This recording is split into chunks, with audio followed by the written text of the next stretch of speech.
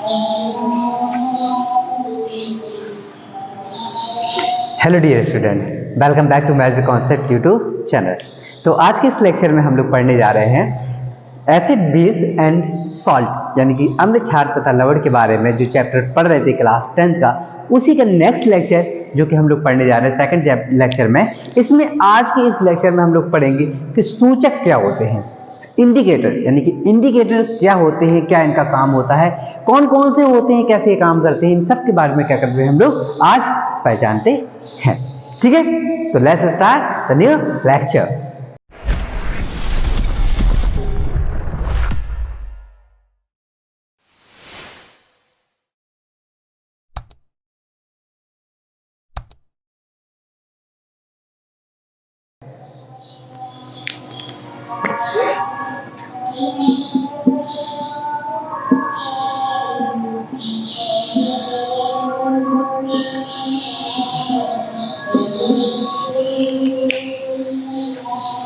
Okay, तो indicator का मतलब क्या होता है, सूचक का मतलब क्या होता है? तो कहते हैं सूचक यानी इंडिकेटर वो होते हैं जिनके द्वारा अम्ल या क्षार का पता लगाया जाता है।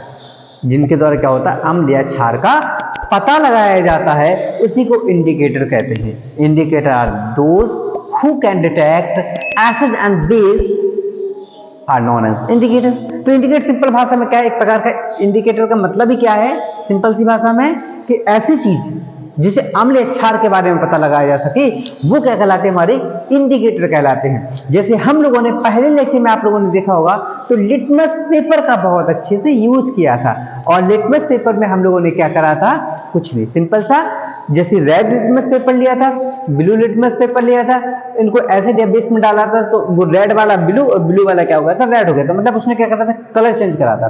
बेस में रेड टू ब्लू और एसिड में ब्लू टू रेड हमें देखने को मिलता था।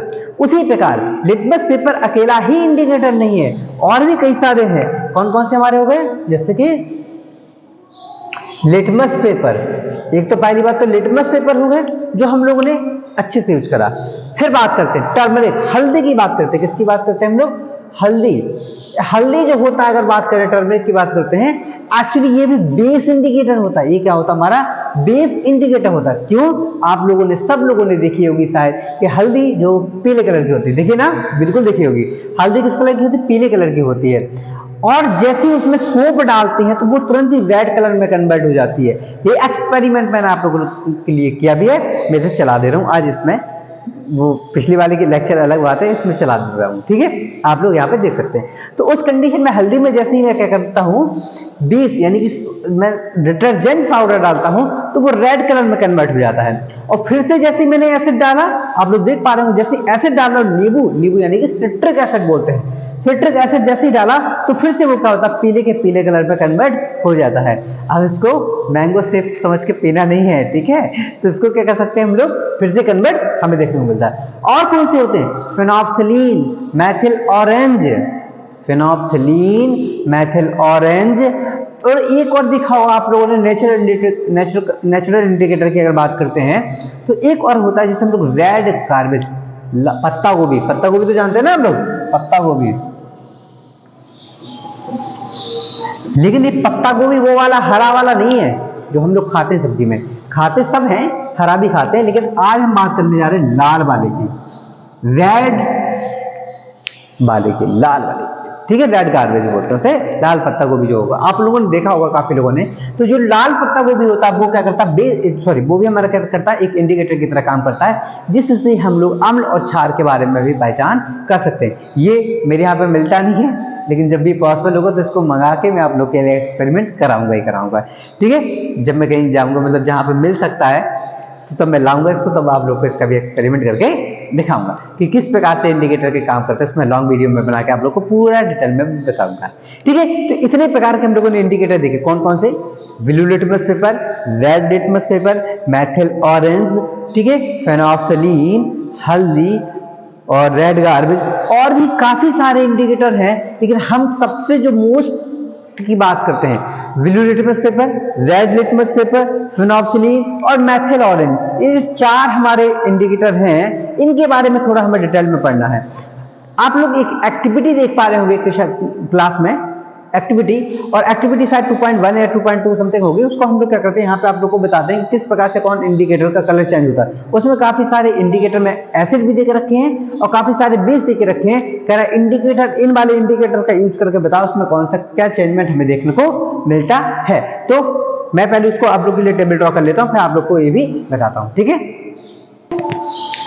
ओके, तो आप लोग यहाँ भी टेबल देख पा रहे होंगे, ये आपकी एक्टिविटी 2.1 पर है। और इस एक्टिविटी में आप लोग क्या देख पाएंगे कि यहाँ पर मैंने एक सैंपल सॉल्यूशन में 3 एसिड और 3 बेस लेके रखा हूँ, और बुक में आपके और भी याद है तो उनको भी आप लोग क्या कर सकते हैं, समझ सकते हैं। लेकिन एसिड एसिड की तरह ही बिहेव करेगा, बेस बेस की तरह ही बिहेव करेगा, ठीक है। सैंपल सॉल्यूशन मैंने लेके रखे कौन कौन से हमारे पास, HCl यानी हाइड्रोक्लोरिक एसिड, HNO3 यानी नाइट्रिक एसिड, H2SO4 यानी कि सल्फ्यूरिक एसिड, इनके नाम भी हैं।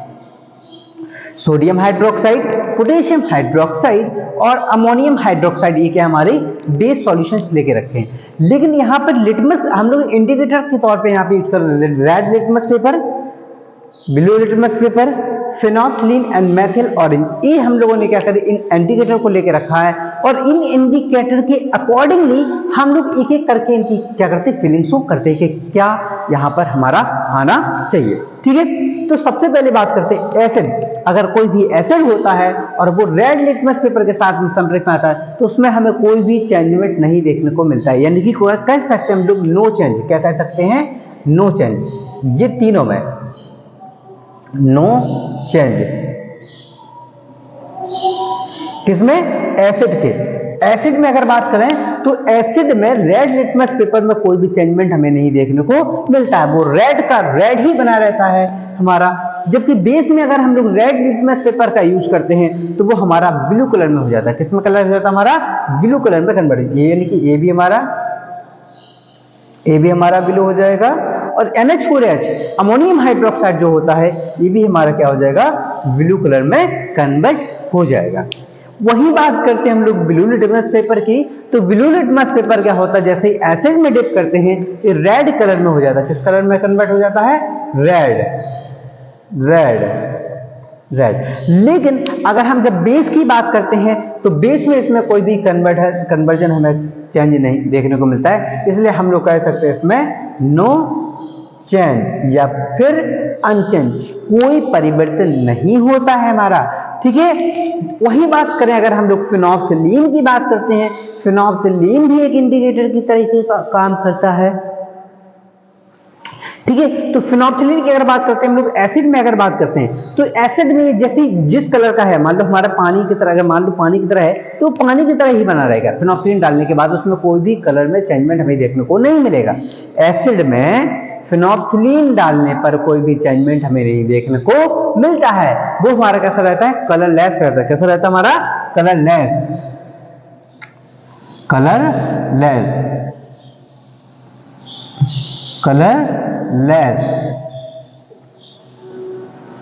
कलरलेस। यानी कि एसिड में कोई भी परिवर्तन हमें नहीं देखने को मिलता है जब भी हमारे क्या फेनोल्फथालीन को एसिड में डाला जाता है। लेकिन जैसे ही हम फेनोल्फथालीन को बेस में डालते हैं, यानी कि फेनोल्फथालीन एक प्रकार का बेस इंडिकेटर है क्योंकि उसमें हमें बेस में चेंजमेंट देखने को मिलता है। और क्या देखने को मिलता है हमारा, जैसे हम लोग फेनोल्फथालीन को बेस में डालते हैं वो तुरंत ही रेड और पिंकिश कलर में क्या हो जाता है, कन्वर्ट हो जाता है। किस कलर में, या तो रेड और पिंक। तो इसी वजह से हम लोग क्या कह सकते हैं कि जो हमारा फेनोल्फथालीन है ये एक प्रकार का बेस इंडिकेटर की तरह से काम करता है, ठीक है, क्योंकि वो बेस को ही चेंज कर रहा है। और जब बेस को ही चेंज कर रहा है दैट मीन, यानी कि वो हमारा बेस यानी क्षारीय सूचक है। कैसा सूचक कहलाएगा हमारा, क्षारीय सूचक कहलाता है हमारा। ओके, तो रेड और पिंक कलर में कन्वर्ट हो जाता है। तेज के साथ में भी क्या होगा, वो रेड और पिंक कलर में ही कन्वर्ट होगा हमारा। और वहीं NH4OH में भी क्या होगा, रेड और पिंक कलर में ही कन्वर्ट हो रहा होगा। तो इससे एक चीज कंफर्म हो गई कि हमारा फेनोल्फथालीन बेसिक इंडिकेटर की तरह काम करता है, ठीक है। अब बात करते हैं हम लोग मेथिल ऑरेंज की बात करते हैं। किसकी बात करते हैं, मेथिल ऑरेंज की बात करते हैं। अगर मेथिल ऑरेंज की बात करते हैं तो मेथिल ऑरेंज एक प्रकार का एसिडिक इंडिकेटर होता है। कैसा इंडिकेटर है तुम्हारा, एसिड यानी अम्लीय सूचक कहलाता है मेथिल ऑरेंज, एक प्रकार का अम्लीय सूचक कहलाता है। और क्या होता है उसमें, याद रखना हमेशा से बिल्कुल भी कि जो हमारा मतलब एसिड को वो टर्न पिंकिश और रेडिश कलर मतलब रेड कलर में क्या कर देता है, कन्वर्ट कर देता है। यानी कि जब भी एसिड हमारा एसिड में मेथिल ऑरेंज डालेंगे तो तुरंत वो टर्न कर देगा किसमें, पिंकिश कलर में या फिर रेड कलर में क्या कर देता है, कन्वर्ट कर देता है। ठीक है, तो टर्न पिंकिश और रेड कलर। ठीक है, तो जो भी हमारा होगा, तो जो भी हमारा क्या होगा, टर्न पिंकिश और रेड कलर में क्या होगा, कन्वर्ट हो जाएगा। तो ये भी क्या होगा तुम्हारा, पिंकिश और रेड कलर। ये भी क्या होगा हमारा,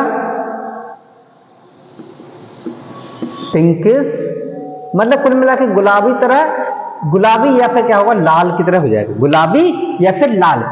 ठीक है, इस प्रकार से कह सकते हैं गुलाबी लाल कलर का क्या होगा, कन्वर्जन हमें देखने को। एक प्रकार का स्टिंग के कलर स्टिंग कलर देखा था आप लोगों ने, स्टिंग वाला एक्सपेरिमेंट, अगर नहीं देखा तो देख सकते हो आप लोग। जैसे हम लोगों ने क्या डाला था स्टिंग की अगर बात करते हैं, स्टिंग में हम लोगों ने जैसे ये ब्लीचिंग एजेंट को डाला तो उसका कलर उड़ गया था, है ना। तो वो भी कह सकते हैं पैर को, वो भी इंडिकेटर ही रहता है एक प्रकार से। ब्लीचिंग एजेंट भी क्या होते हैं, कलर उड़ाने के लिए उनका क्या करते हैं, काम करते हैं हम लोग। लेकिन अगर बात करते हैं बेस के साथ करते हैं, बेस के साथ अगर बात करें कि जैसे हम लोगों ने मेथिल ऑरेंज को लिया और बेस के साथ अगर बात करते हैं तो इनमें भी कोई भी चेंजमेंट नहीं होता है, ये रिमेन येलो कलर का होता है। हमारा जो ऑरेंज होता है वो रिमेन येलो कलर का क्या होता है, हमारा बना रहता है। ठीक है, येलो। ठीक है, तो ये क्या होता है हमारा, येलो कलर का ही बना रहता है हमारा। ठीक है, तो इसमें कोई भी हमें चेंजमेंट नहीं देखने को मिलता है। क्या होता है, रिमेन येलो कलर का ही बना रहता है। ठीक है, तो इस बात को आप लोग को बिल्कुल याद रखना है कि जो हमारे सूचक होते हैं हमें इन 4 सूचक के बारे में बहुत अच्छे से याद रखना है। ओके ना, कौन कौन सा, रेड लिटमस पेपर जो कि क्या करता है, बेस को चेंज करता है, एसिड में कोई भी चेंजमेंट हमें नहीं देखने को मिलता है। ब्लू लिटमस पेपर जो कि क्या होता है, एसिड रेड को ब्लू में कन्वर्ट कर देता है हमारा, सॉरी एसिड जो होता है वो ब्लू लिटमस पेपर को रेड कलर में कन्वर्ट कर देता है, जबकि बेस में उसमें कोई भी चेंजमेंट हमें नहीं देखने को मिलता है। फिर बात करते हैं फिनोल्फ्थीलीन की, तो फिनोल्फ्थीलीन जो होता है वो बेसिक इंडिकेटर की तरह काम करता है, यानी कि तुम्हारा क्षारीय सूचक की तरह काम करता है। और क्षारीय सूचक जो होता है वो क्या करता है, अम्ल में कलरलेस, कोई भी कलर का हमें चेंजमेंट नहीं देखने को मिलता है। लेकिन जैसे उसको हम लोग बेस यानी क्षार में डालते हैं वैसे ही रेड और पिंक कलर में कन्वर्ट होना प्रारंभ कर देता है।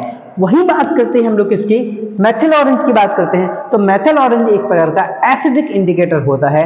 और एसिडिक इंडिकेटर में क्या होता है तुम्हारा, हमारा जब एसिड में हम लोग मेथिल ऑरेंज डालते हैं उस कंडीशन में हमें टर्न पिंकिश और रेड कलर यानी कि गुलाबी और लाल कलर में क्या होता है, परिवर्तन हमें देखने को मिलता है। जबकि क्षार में वो अपना येलो यानी ऑरेंज या येलो की तरह ही बना रहता है, उसमें कोई भी परिवर्तन हमें देखने को नहीं मिलता है। ओके, और आज का एक्सपेरिमेंट बहुत खतरनाक था, अगर नहीं देखा आप लोगों ने अभी तक तो बिल्कुल देख लीजिए, 3 बजे आ चुका है वो एक्सपेरिमेंट आप लोग का। ठीक है, बिल्कुल देखिए उस एक्सपेरिमेंट को, जान पे खेल के बनाया है। आप लोग इतना भी नहीं कर सकते, वीडियो को लाइक से सब्सक्राइब तो कर ही दिया करिए। ठीक है, ओके।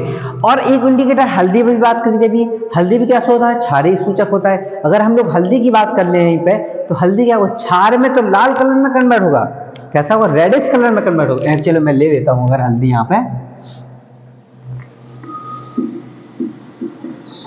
तो अम्ल में कोई भी परिवर्तन हमें नहीं देखने को मिलेगा, अम्ल में हमें कोई परिवर्तन नहीं देखने को मिलेगा, यानी कि नो चेंज रहेगा।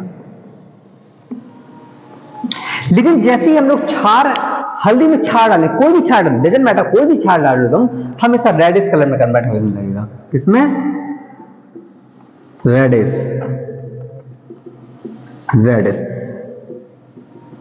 क्या होगा, रेडिश कलर में कन्वर्जन हमें देखने को मिलता है। तो ये होते हैं हमारे इंडिकेटर जिनके द्वारा हम लोग अम्ल और क्षार के बारे में पता लगाते हैं। बहुत ही इंपॉर्टेंट चीज है, पेपर में अक्सर ही पूछ लेता है आप लोग के 10th स्टैंडर्ड के बोर्ड में। आप किसी भी मीडियम से हैं, किसी मीडियम से हैं, किसी बोर्ड से, डजंट मैटर, ये आपको पता होना जरूरी है। तो ये लेक्चर आपका बहुत इंपॉर्टेंट है, बिल्कुल आप लोग इसको बहुत अच्छे से समझ लीजिए। अगर अभी भी आप लोग को कोई डाउट आता है तो बिल्कुल आप लोग कमेंट कर सकते हैं, कमेंट सेक्शन आपका ओपन है। ज्यादा होगा तो उसका मैं एक्सपेरिमेंट भी आप लोग को यहीं पे करके लाइव क्लास में आप लोग को दिखा दूंगा।